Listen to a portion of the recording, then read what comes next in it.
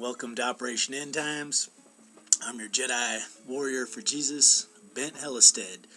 And this is a continuation of the Builder series. This is part 5. Arcturus 33, 36.666, and the 88s.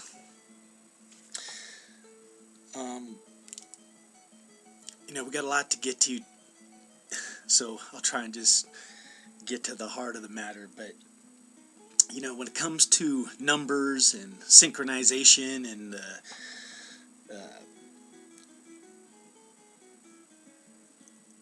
looking at the world around us, you're either going to see chaos or you're going to see divine order. It kind of depends on whether you're seeing through one eye or the other eye or through both eyes, because that's what went down in the Garden of Eden. Is mankind made a choice on his own to eat the apple, and his eyes were opened, or were they? Over on Tribulation 515 2011,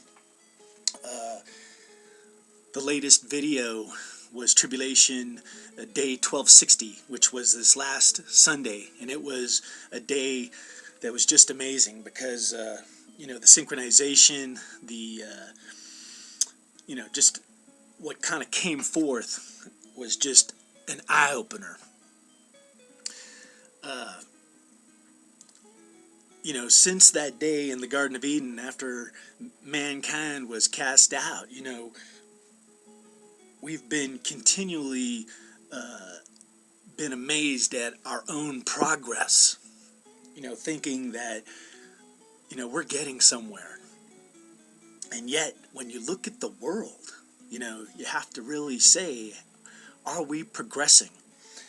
Yesterday, NASA tried to launch one of its Antares rockets, and it blew up. Which is amazing because, we've been doing, the space program for decades, and yet, why are rockets blowing up on the launch pad? Are we really as advanced as we think we are? Now, this morning when I woke up and went to take my dogs for a walk, when I stepped outside, the sun hadn't risen, it was still dark. But there on the eastern horizon was a huge star, just flashing orange. And it was basically, if you look at the Big Dipper, the handle was pointing down, but the star was Arcturus, which is a huge star. And it is 36.666 light years from Earth.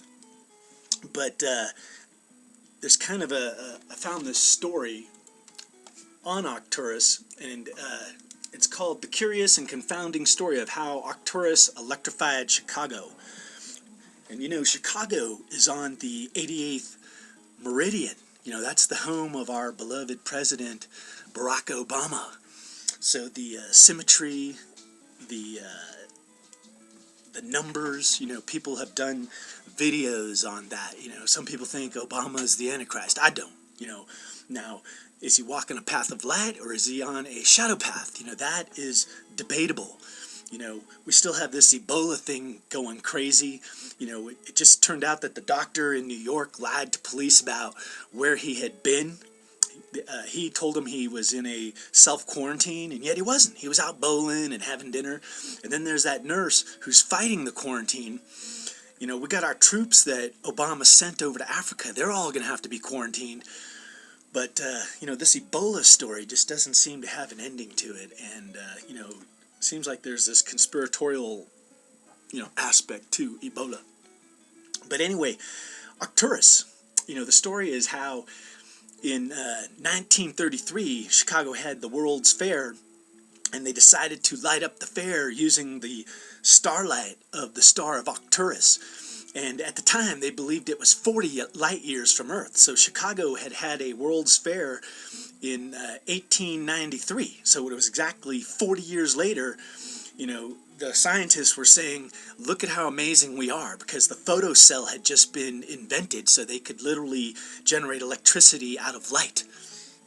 But what they were saying was, hey man, from the last World Fair in 1893, the light that left Arcturus in 1893, 40 years later, it's landing in 1933, and it's going to light up the World's Fair 40 years later. That's how much mankind has progressed.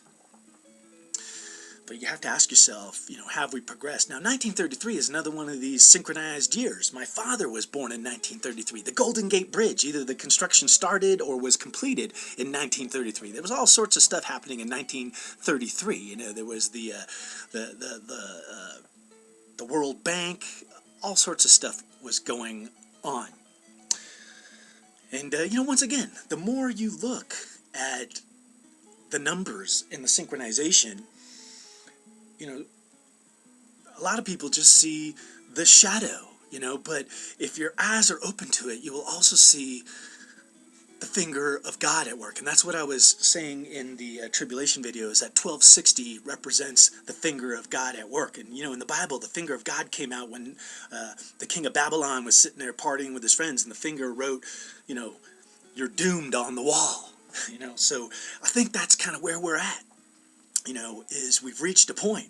We're at the 3-year anniversary of the announcement of 7 billion people, and it sure looks like, we're at the halfway point, and there's some Bible verses that says, after 3 years, cut the trees down if they don't bear any fruit. And, Butes, which is the constellation that Arcturus is in, he's there with a spear and a sickle, which represents the harvest.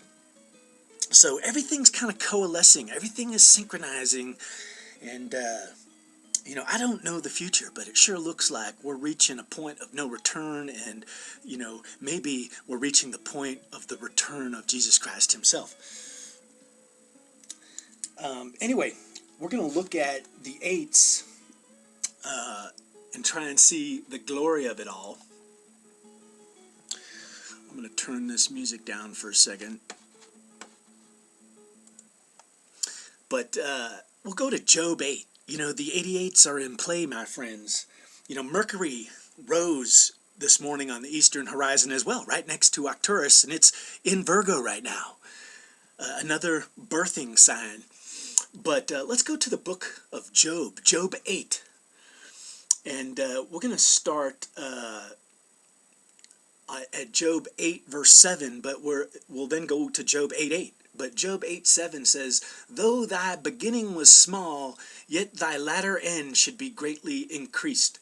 For inquire, I pray thee, of the former age, and prepare thyself to the search of thy fathers. And I think that's where we're at, my friends.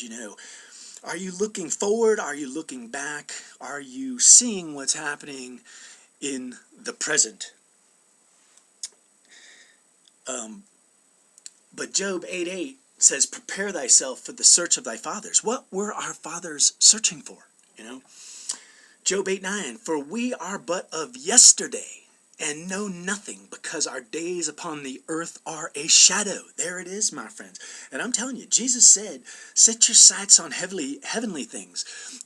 Build heavenly treasures, not earthly treasures. It doesn't matter how much gold you got, or how big or how fancy your house is, or how smart you think you are.